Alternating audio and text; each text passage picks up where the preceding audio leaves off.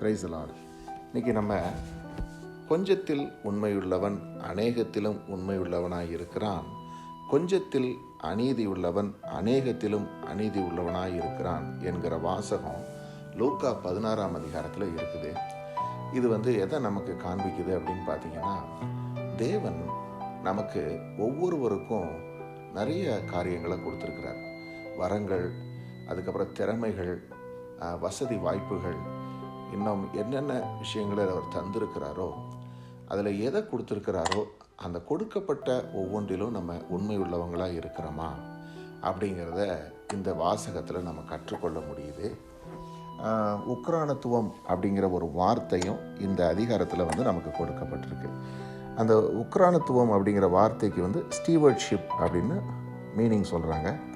அது என்ன பார்த்திங்கன்னாக்கா, ஒய்கனோமோஸ் அப்படின்னு சொல்லிட்டு அதுக்கு மொழிபெயர்ப்பு ஹவுஸ் ஹோல்டு மேனேஜர் அல்லது ஸ்டீவர்ட் என்று ஆங்கிலத்தில் சொல்லப்படுது.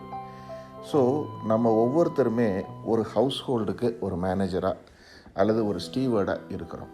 ஸோ ஸ்டீவர்ட்ஷிப் அப்படின்னு வரும்பொழுது பார்த்திங்கன்னா, ஒரு அதிகாரியாக வைக்கப்படக்கூடிய ஒருத்தர்.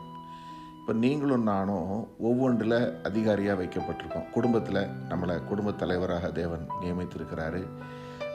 ஆணாக இருந்தால், அதே நேரத்தில் சகோதரிகளாக இருந்தால் அவங்க ஒரு குடும்ப தலைவி. அதே நேரத்தில் நம்ம ஒரு நிறுவனத்தில் பணிபுரிகிறோம், அங்கே நமக்கு ஒரு பொறுப்பு இருக்குது. இதெல்லாம் நம்ம குடும்பத்தில் நம்ம வேலை பார்க்குற இடங்களில் இருக்கக்கூடிய ஒரு காரியம். அது போக பர்சனலாகவும் நம்ம ஒவ்வொருத்தருக்கும் அநேக திறமைகள், தாளந்துகளையும் கர்த்தர் கொடுத்துருக்கிறாரு. அதை கொண்டு நம்ம we can turn that into wealth. We have been given time. We have been given various to do things in a creative way, in a creative mind that can be turned into wealth என்பதாக. So இப்படி தேவன் கொடுத்துருக்கிறாரு. அதை கொண்டு நம்ம என்ன செய்கிறோம் தேவனுடைய ராஜ்யத்துக்கு என்பது தான் காரியம். ஏன்னா ராஜ்யத்தை குறித்து தான் தேவன் எப்போதுமே அறிவுறுத்துகிறாரே தவிர, எங்கேயுமே it is never spoken in the Bible to emphasize on worldly living அல்லது வேர்ல்ட்லி ஹெல்த், வேர்ல்ட்லி வெல்த் என்பதாக இருக்கவே இருக்காது. ராஜ்யத்தை பற்றினதாகவே இருக்கும். ஏன்னா ராஜ்யத்தையும் நீதியையும் தேடுகிறவர்களுக்கு மற்ற எல்லாவற்றையும் தேவன் கூட கொடுப்பார் என்பதுதான். அப்போது இன்றைக்கி நம்ம இந்த ஆண்டவராகிய இயேசு கிறிஸ்து லூக்கா 16 சொல்லக்கூடிய ஒரு உதாரணம், ஒரு ஓமை ஒன்று இருக்குது. அதில் ஆண்டவர் சொல்கிற அந்த ஓமையிலிருந்து நம்ம இந்த ஸ்டீவர்ட்ஷிப் அப்படிங்கிறத கற்றுக்கொள்வோம். சரி, இதை நம்ம வாசிப்போம். முதல் வசனத்திலிருந்து. பின்னும் அவர் தம்முடைய சீஷர்களை நோக்கி, ஐஸ்வர்யவானாகிய ஒரு மனுஷனுக்கு ஒரு உக்ரானக்காரன் இருந்தான். அவன் தன் எஜமானுடைய ஆஸ்திகளை அழித்து போடுகிறதாக எஜமானுக்கு அறிவிக்கப்பட்டது. அப்பொழுது எஜமான் அவனை வரவழைத்து, உன்னை குறித்து நான் இப்படி கேள்விப்படுகிறது என்ன? உன் உக்ரான கணக்கை ஒப்புவி, இனி நீ உக்ரானக்காரனாக இருக்கக்கூடாது என்றான். அப்பொழுது உக்ரானக்காரன், நான் என்ன செய்வேன்? என் எஜமான் உக்ரான விசாரிப்பிலிருந்து என்னை தள்ளி போடுகிறானே, கொத்துகிறதற்கு எனக்கு பலனில்லை, இறக்கவும் வெட்கப்படுகிறேன். உக்ரான விசாரிப்பை விட்டு நான் தள்ளப்படும் போது என்னை தங்கள் வீடுகளில் ஏற்றுக்கொள்ளுவார் உண்டாகும்படி செய்ய வேண்டியது இன்னதென்று எனக்கு தெரிய வந்தது என்று தனக்குள்ளே சொல்லிக்கொண்டு தன் எஜமானிடத்தில் கடன்பட்டவர்களை ஒவ்வொருவனாக வரவழைத்து முதலாவது வந்தவனை நோக்கி, நீ என் எஜமானிடத்தில் பட்ட கடன் எவ்வளவு என்றான். அவன் 100 குடம் எண்ணெய் என்றான். அப்பொழுது உக்ரானக்காரன் அவனை நோக்கி, நீ உன் சீட்டை வாங்கி உட்கார்ந்து 50 என்று சீக்கிரமாய் எழுது என்றான். பின்பு அவன் வேறொருவனை நோக்கி, நீ பட்ட கடன் எவ்வளவு என்றான். அவன் 100 கலம் கோதுமை என்றான். அப்பொழுது அவன், உன் சீட்டை வாங்கி 80 என்று எழுது என்றான். அநீதியுள்ள உக்ரானக்காரன் புத்தியாய் செய்தான் என்று எஜமான் கண்டு அவனை மெச்சிக்கொண்டான். இவ்விதமாய் ஒளியின் பிள்ளைகளை பார்க்கிலும் இந்த பிரபஞ்சத்தின் பிள்ளைகள் தங்கள் சந்ததியில் அதிக புத்திமான்களாய் இருக்கிறார்கள். நான் உங்களுக்கு சொல்லுகிறேன், நீங்கள் மாளும்போது உங்களை நித்தியமான வீடுகளில் ஏற்றுக்கொள்வார் உண்டாகும்படி அநீதியான உலகப் பொருளால் உங்களுக்கு சிநேகிதரை சம்பாதியுங்கள். கொஞ்சத்திலே உண்மையுள்ளவன் அநேகத்திலும் உண்மையுள்ளவனாய் இருக்கிறான். கொஞ்சத்தில் அநீதியுள்ளவன் அநேகத்திலும் அநீதி உள்ளவனாய் இருக்கிறான். அநீதியான உலகப் பொருளை பற்றி நீங்கள் உண்மையாய் இராவிட்டால் யார் உங்களை நம்பி உங்களிடத்தில் மெய்யான பொருளை ஒப்புவிப்பார்கள்? வேறொருவருடைய காரியத்தில் நீங்கள் உண்மையுள்ளவர்களாய் இராவிட்டால் உங்களுக்கு யாதொன்றையும் சொந்தமாக கொடுப்பவர் யார்? எந்த ஊழியக்காரனும் 2 எஜமான்களுக்கு ஊழியம் செய்யக்கூடாது. ஒருவனை பகைத்து மற்றவனை சிநேகிப்பான், அல்லது ஒருவனை பற்றி கொண்டு மற்றவனை அசட்டை பண்ணுவான். தேவனுக்கும் உலகப் பொருளுக்கும் ஊழியம் செய்ய உங்களாலே கூடாது என்றார். இவைகளை பொருளாசைக்காரராகிய பரிசேயரும் கேட்டு அவரை பரியாசம் பண்ணினார்கள். அவர் அவர்களை நோக்கி, நீங்கள் மனுஷர் முன்பாக உங்களை நீதிமான்களாக காட்டுகிறீர்கள், தேவனோ உங்கள் இருதயங்களை அறிந்திருக்கிறார். மனுஷனுக்குள்ளே மேன்மையாக எண்ணப்படுவது தேவனுக்கு முன்பாக அருவருப்பாய் இருக்கிறது. ஆமேன். ஸோ நம்ம இப்போ தியானித்த இந்த வாசகத்தில் ஆண்டவராகிய இயேசு கிறிஸ்து ஒரு உதாரணம் ஒன்று கொடுக்குறாரு. ஒரு பெரிய ஐஸ்வர்யவான் இருக்கிறாரு. அந்த ஐஸ்வர்யவானுக்கு உக்ரானக்காரன் என்று ஒருத்தர் இருக்கிறார். அந்த உக்ரானக்காரன் என்கிறவர் அந்த ஹவுஸ் ஹோல்டை மேனேஜ் பண்ணக்கூடிய ஒரு மேனேஜர், ஒரு கணக்கு பிள்ளை அப்படின்னு தமிழில் சொல்லுவோம், அந்த மாதிரி கூட எடுத்துக்கொள்ளலாம். இவர் என்ன செய்வார்னா, எஜமானுக்கு வர வேண்டிய வரவு செலவு, அவருக்கு கொடுத்தவங்க வாங்க வேண்டியவங்க இவங்ககிட்டேருந்து பணம் வசூலிக்க வேண்டிய பொறுப்பு இவருடையது. அல்லது எஜமானுக்கு அவருடைய வியாபாரம் பண்ணுறாரு இந்த இடத்துல, அந்த வியாபாரத்தை கவனிக்க வேண்டிய பொறுப்பு இவருடையதாக இருக்குது. இப்படி ஒரு பொறுப்புள்ள இடத்துல வச்சிருக்கிறாரு எஜமான். இப்போ என்ன செய்கிறாரு இவர்? எஜமானுடைய ஆஸ்திகளை அழித்து போடுவதாக அப்படின்னு சொல்லி போட்டிருக்கு. ஆங்கிலத்தில் வேஸ்ட் பண்ணுறாரு அப்படின்னு போட்டிருக்கு. ஸோ ஒரு வேஸ்ட்ஃபுல் மேனேஜர் இவர் திருடன் கிடையாது, ஆனால் வேஸ்ட்ஃபுல் பர்சன். அப்போது வேஸ்ட்ஃபுல் பர்சன்கிறது எதை காண்பிக்குது? He is inefficient to manage the equipment things. அவர் கொடுத்துருக்கிற காரியங்கள், இப்போ ஒரு கோதுமையை வியாபாரம் பண்ணுறாரு அப்படின்னா, அந்த கோதுமையை கரெக்டாக எடுத்து அதை சரியான முறையில் அதை பிரித்து அதை அடுக்கி வைக்கக்கூடிய ஒரு காரியம். அல்லது எண்ணெய் கொடுத்துருக்கிறார் என்று சொன்னால் அந்த எண்ணெயை அதனுடைய களத்தில் கரெக்டாக வைக்கிறது, அதை வேஸ்ட் பண்ணாமல் இருக்கிறது. இந்த மாதிரி விஷயத்தில் he was very inefficient. He was wasting the resources of the wealthy man என்பதாக. இப்போது இதை அவர் கேள்விப்படுறாரு. அவருக்கு எஜமான் கேள்விப்பட்டு என்ன சொல்கிறாரு? இவனை கூப்பிட்டு, உன்னுடைய உக்ரான கணக்கை நீ ஒப்படைச்சிரு, இனிமே நீ என்கிட்ட வேலைக்காரனாக இருக்க முடியாது அப்படின்னு சொல்லிட்டார். சொன்ன பிறகு அந்த உக்ரானக்காரன் இருக்கிறான் இல்லையா, அந்த ஸ்டீவர்டு, அவன் என்ன பண்ணுறான், என்னைய எஜமான் வேலையிலேருந்து தள்ளிடுவார், தள்ளிட்டார்னா நான் என்ன செய்வேன்? எனக்கு வேறு எந்த வேலையும் தெரியாது, என்னை யார் சேர்த்துக்கிடுவாங்க? இவர்கிட்ட இவ்வளோ நாளாக நான் வேலையில் இருந்தேன், நான் சந்தோஷமாக இருந்தேன், இனி என்ன செய்வேன்? அப்போது என்னைய திரும்ப தன்னுடைய வீட்டில் யாராவது சேர்த்துக்கிட்டாங்கன்னா எனக்கு பிரச்சனை இல்லை. ஏன்னா எனக்கு பாருங்கள், நான் கொத்துவதற்கும் எனக்கு பலன் இல்லைங்கிறான். நான் ஏதாவது ஒரு வேலை செய்கிற அளவுக்கு எனக்கு வேறு டேலண்ட்ஸும் இல்லை. இப்போ நான் பிச்சை எடுத்தும் சாப்பிட்றதுக்கும் எனக்கு கேவலமாக இருக்குது. அப்போ ஏதாவது ஒரு வகையில் எனக்கு நண்பர்கள் இருந்தால் நண்பர்கள்ட்ட போய் நான் தங்கிக்கலாமே அப்படின்னு பார்க்குறான். அப்போ நண்பர்களை சம்பாதிக்கணுங்கிற ஒரு விஷயத்தை அவன் மனசில் உண்மையாக பதிவு பண்ணுறான். பண்ணிவிட்டு என்ன செய்கிறான்? நண்பர்களை சம்பாதிக்க தொடங்குறான். அது எப்படி சம்பாதிக்கிறான்? அநீதியான பொருளை கொண்டு சம்பாதிக்கிறான். அவனுக்கு சொந்தமில்லாத தன்னுடைய எஜமானுடைய பொருளை எடுத்து அதை ஒரு டிஸ்கவுண்ட்டாக கொடுத்து, எஜமான்கிட்ட கடன்பட்டவங்க கடனை திருப்பி கொடுக்க வரும்போது, நீங்கள் கொடுக்க வேண்டிய கடனில் உங்களுக்கு நான் டிஸ்கவுண்ட் கொடுக்குறேன் அப்படின்னு சொல்லி இவன் செய்கிறான். எப்படின்னா, ஒருத்தர் 100 இதில் போட்டிருக்குது, 100 குடம் எண்ணெய் வாங்கியிருக்காரு கடனாக. அந்த 100 குடம் எண்ணெயை நீங்கள் 100 திருப்பி தர வேண்டாம், 80 கொடுத்தா போதும் அப்படிங்கிறான். அதே மாதிரி இன்னொருத்தருக்கும் அதே மாதிரி ஒரு டிஸ்கவுண்ட் கொடுக்குறான். ஸோ இப்படி ஒவ்வொருத்தருக்காக டிஸ்கவுண்ட் கொடுக்கும்போது என்ன நடக்கும் பாருங்கள், அவங்க எல்லாருமே இவனுக்கு ஃப்ரெண்ட்ஸ் ஆகிட்டாங்க. இப்போ இவனுக்கு என்ன எண்ணம்?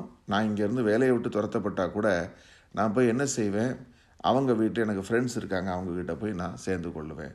அப்போ தனக்கு நண்பர்கள் வேண்டும் என்று அவன் புரிந்து கொண்டான். இதை எஜமான் கேள்விப்படுறார். இந்த மாதிரி அவன் வெளியில் போகிறதுக்கு முன்னாடி தனக்கு நண்பர்களை சம்பாதிச்சுக்கிட்டான்ற விஷயத்தை கேள்விப்படுறாரு. கேள்விப்பட்ட உடனேயே அவர் என்ன செய்கிறாரு, அவனை மெச்சி கொண்டார்னு போட்டிருக்குது. அது சொல்லிட்டு ஆண்டவராக இயேசு கிறிஸ்து சொல்கிறாரு, ஒளியின் பிள்ளைகளை பார்க்கிலும் இப்பிரபஞ்சத்தின் பிள்ளைகள் தங்கள் சந்ததியிலே அதிக புத்திமான்களாக இருக்கிறாங்க.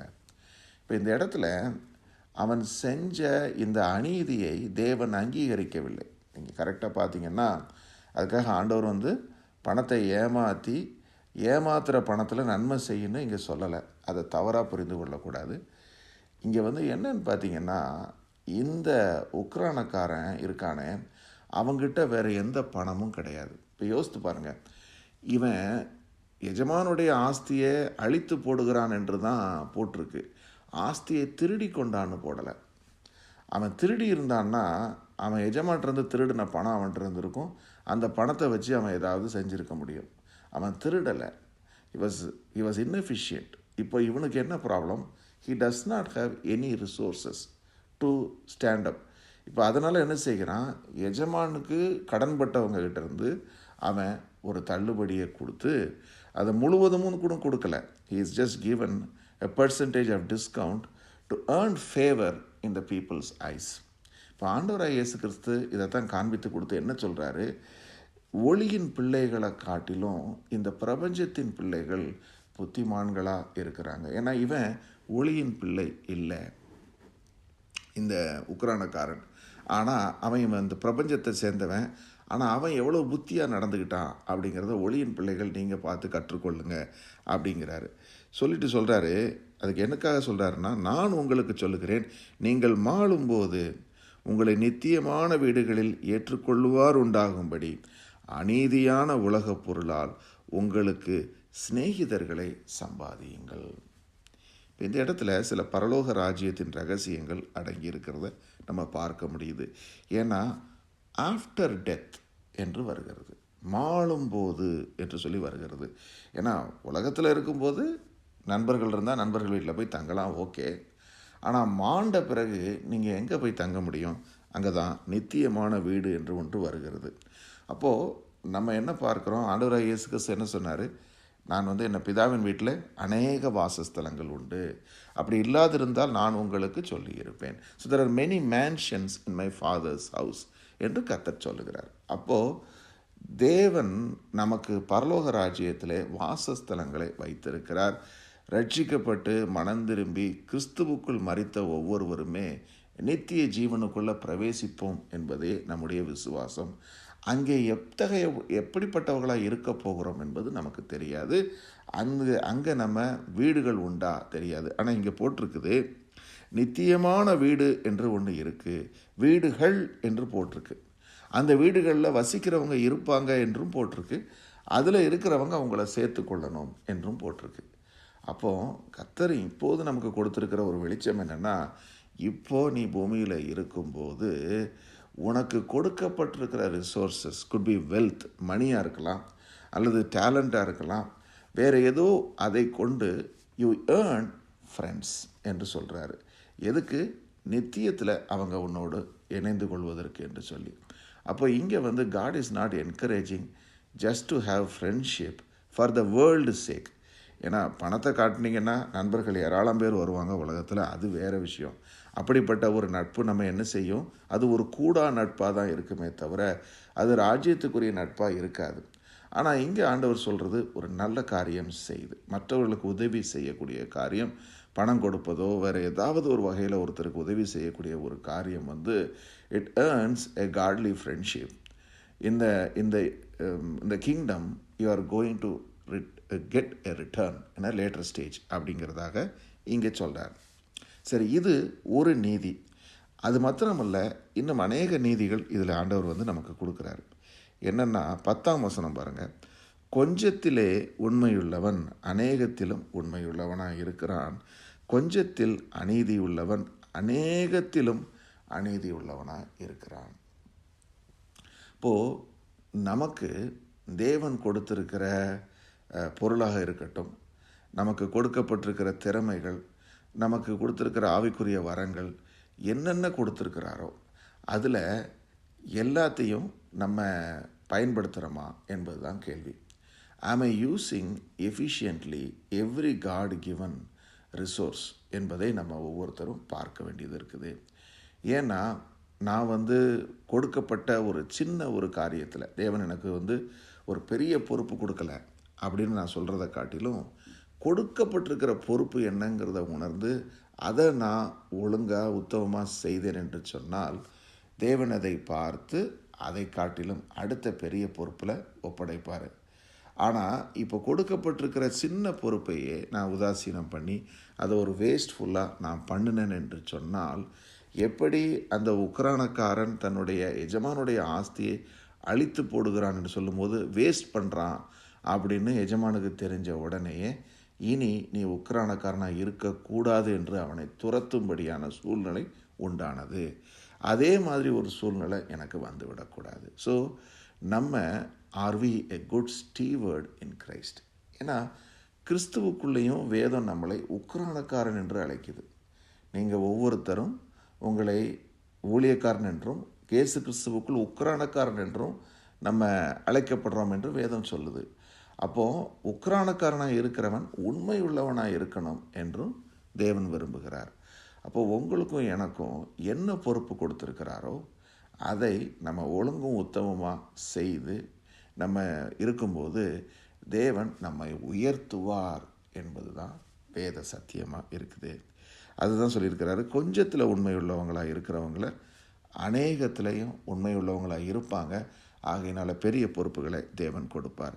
ஆனால் ஒரு சின்ன விஷயத்தில் அநீதி உள்ளவனாக இருக்கிறவன் பெருசுலேயும் அநீதி உள்ளவனாக இருப்பான். இப்போது 10 ரூபா கொடுத்து ஒரு ஜாமான் வாங்க சொல்லும்போது அதில் ஒருத்தன் கமிஷன் அடித்தா அதில் 100 ரூபா கொடுத்தா அவன் கண்டிப்பாக அதை தானே செய்வான். ஸோ அதுதான் நம்ம ரிலேட்டிவாக அதை பார்த்து புரிந்து கொள்கிறோம். அடுத்தது, அநீதியான உலகப் பொருளை பற்றி நீங்கள் உண்மையாய் இராவிட்டால் யார் உங்களை நம்பி உங்களிடத்தில் மெய்யான பொருளை ஒப்புவிப்பார்கள் என்று இன்னும் ஒரு முக்கியமான காரியம் சொல்கிறார் ஆண்டவர். இப்போ என்னென்னா, அநீதியான உலகப் பொருள் என்று இந்த உலகத்தில் இருக்கக்கூடிய ஆஸ்தி பாஸ்தி மற்ற காரியங்களைத்தான் தேவன் சொல்லுகிறார். இவைகள் நித்தியமானவைகள் அல்ல. ஏன்னா உலகப் பொருள் நித்தியமானது கிடையாது. உலகமும் அது நிச்சயம் ஒளிந்து போகும்னாரு. So worldly wealth and every form of lavishness will all be perished என்பதாக. ஆனால் அதிலேயே நம்ம உண்மை உள்ளவங்களாக இல்லைன்னா நித்திய பொருளை தேவன் எப்படி உங்களுக்கு கொடுப்பார் என்று சொல்கிறார். அது மெய்யான பொருள். அப்போது வேர்ல்ட்லி நம்ம இப்போ இருக்கிறோம், நம்ம தேவனுடைய ஆவியினால் வழி நடத்தப்படுகிறோம். நமக்கு ஒரு ஆவி இருக்குது, ஒரு ஆத்மா சரீரம் இருக்குது. நமக்கு தேவன் கொடுத்திருக்கிற அந்த திறமைகளை, நமக்கு கொடுத்திருக்கிற ஆஸ்திகளை ராஜ்யத்துக்கென்று சரியான முறையில் நிர்வாகம் பண்ணி அதிலே தீமையாக அதை எதையும் அபகரித்து கொள்ளாமல் கர்த்தர் கொடுத்த ஒவ்வொன்று காரியத்திலையும் கணக்காக நம்ம அதை எடுத்து சுயநலம் இல்லாமல் செய்யும் பொழுது நம்ம எப்படிப்பட்டவங்களாக இருக்கிறோம்? உண்மை உள்ளவங்களாக இருக்கிறோம். அப்போது நம்மை நம்பி மெய்யான பொருளை ஒப்புவிப்பார் என்பது தான். அடுத்தது, வேறொருவனுடைய காரியத்தில் நீங்கள் உண்மை உள்ளவர்களாக இராவிட்டால் உங்களுக்கு யாதொன்றையும் சொந்தமாக கொடுப்பவர் யார்? So there are things that has been lended to us that's not our own என்றும் சொல்கிறார். இப்போ நான் இந்த ஸ்டீவர்ட்ஷிப் எக்ஸாம்பிளில் கூட பார்த்தீங்கன்னா,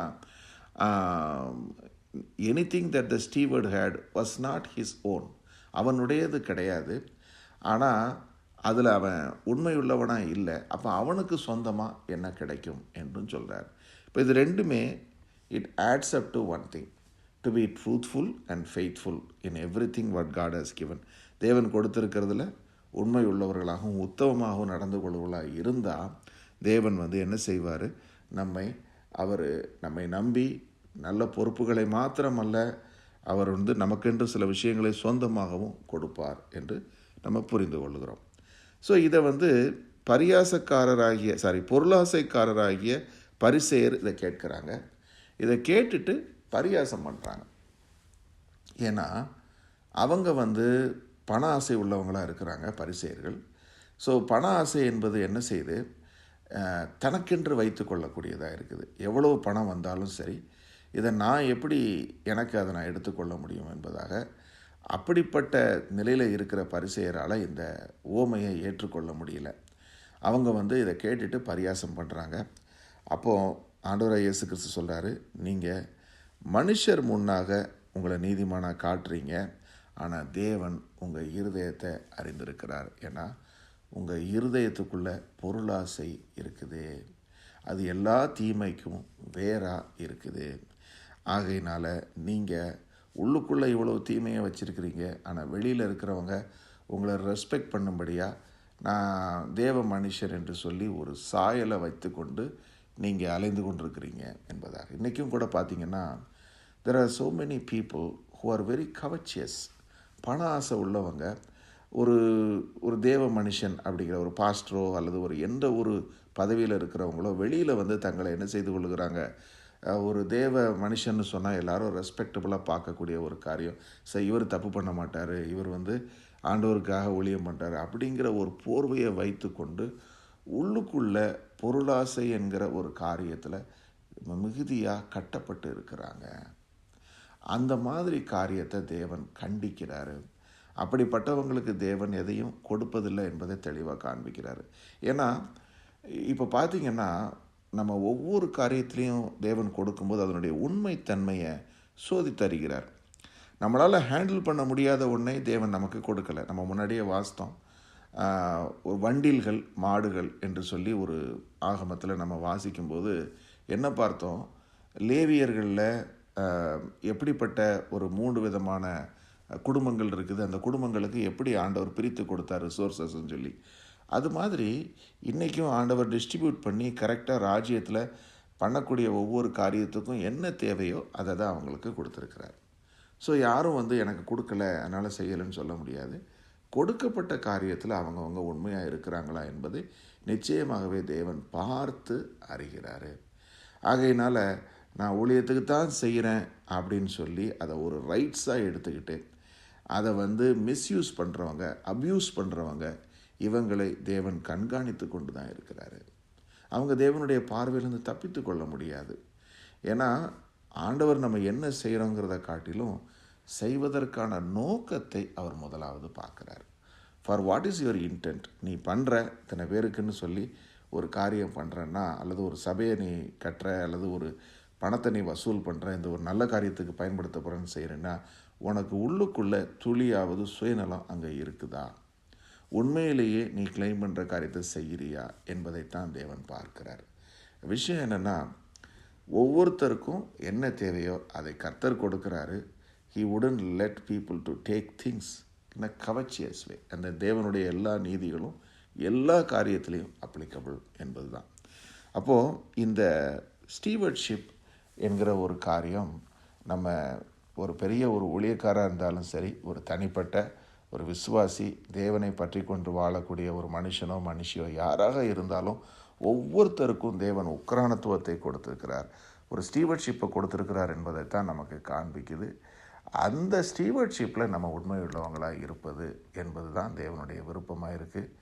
இதுக்கு நம்ம கட்டாயம் ஜெபம் பண்ணணும் டியர் பிரதர்ஸ் அண்ட் சிஸ்டர்ஸ். ஏன்னா நம்ம ஒவ்வொருத்தருக்குமே பார்த்திங்கன்னா டேலண்ட்ஸ் நிறையா இருக்கும், பட் அதை வேஸ்ட் பண்ணிகிட்டு இருப்போம். நம்ம ஒரு என்கரேஜ்மெண்ட் இல்லாமல், ஆமாம் நான் பண்ணக்கூடிய இந்த காரியத்தினால என்ன பெருசாக வரப்போகுது அப்படின்னு கூட நம்ம நினைக்கலாம். அல்லது ஒரு ஆரம்பித்திருப்போம் ஒரு நல்ல காரியத்தை கர்த்தருக்கு என்று, நடுவில் டிஸ்கரேஜ் ஆகி அதை விட்டுருப்போம். அப்படி செய்யாமல் நமக்கு என்ன கொடுத்தாரோ அதை சந்தோஷமாய் கொஞ்சத்தில் நம்ம உண்மை உள்ளவங்களாக இருந்தால் அநேக பொறுப்புகளையும் கர்த்தர் நமக்கு கொடுப்பார் என்பது தான். ஆமென்.